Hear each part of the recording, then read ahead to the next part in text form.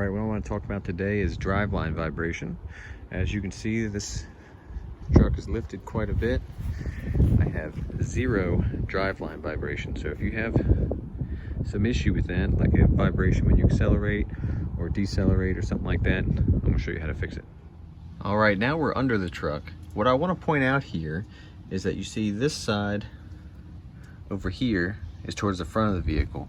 And if you see the shim that's underneath here, everybody I know sees that and says, oh, that's backwards, that's back. It's not backwards. What matters is that you get your rear differential in line with the transmission.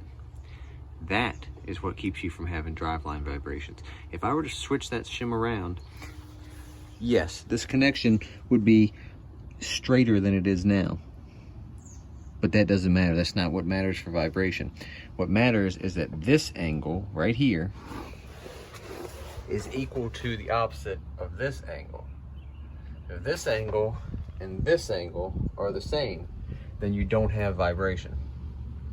If I were to swing that shim around, that would be perfectly straight right there.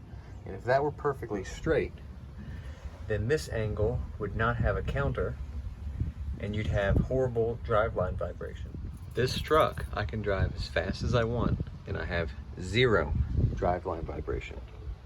None. I tow boats with it. I drive at 75 miles an hour constantly. 0 vibration.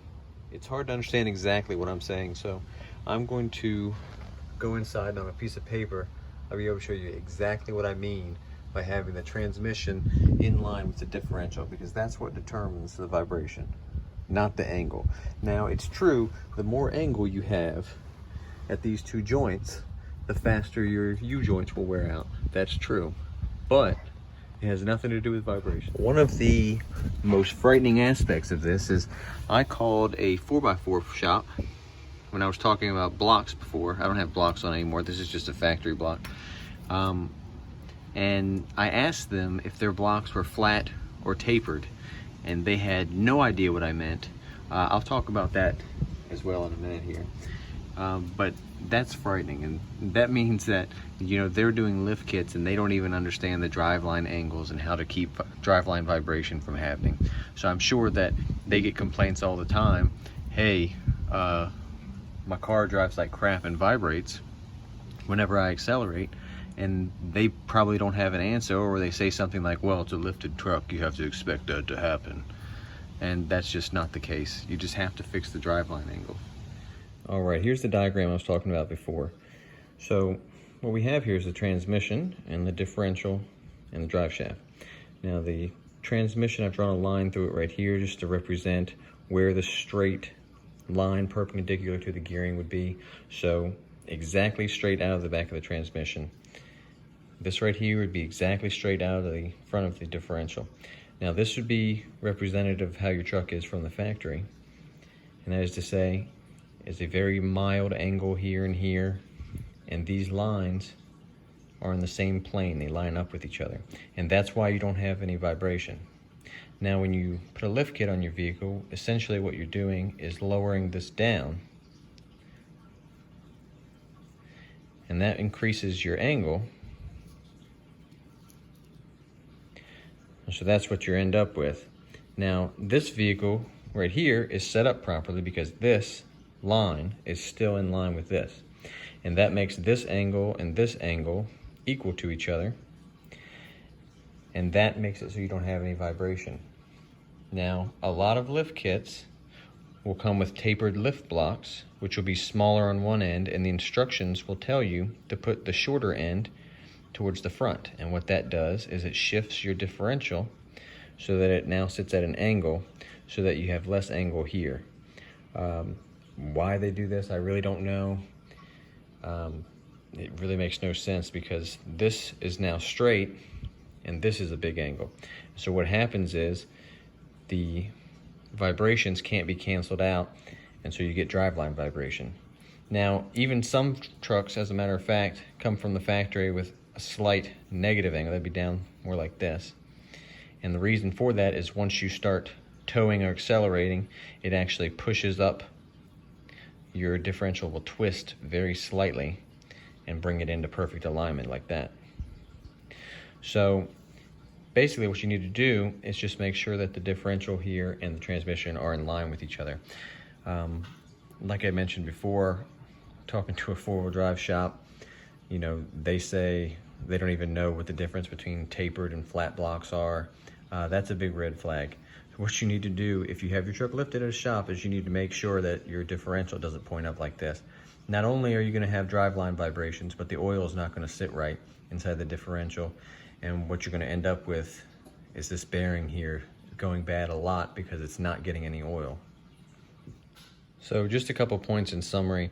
If you're lifting your vehicle in the rear with blocks, you need flat blocks. I know that goes against what most people think, and if you're looking it up on forums, it's going to disagree directly with what they're saying. But a flat lift block will keep this angle the same as it shifts it down away from your leaf springs. And that's what you want, because this straight angle with this straight angle means no vibration. Now, yes, it's true that the farther you lift your vehicle, the bigger the angle here on the U-joints, the faster the U-joints wear out. That's true, but that's unavoidable with lifted trucks. That's just how it is.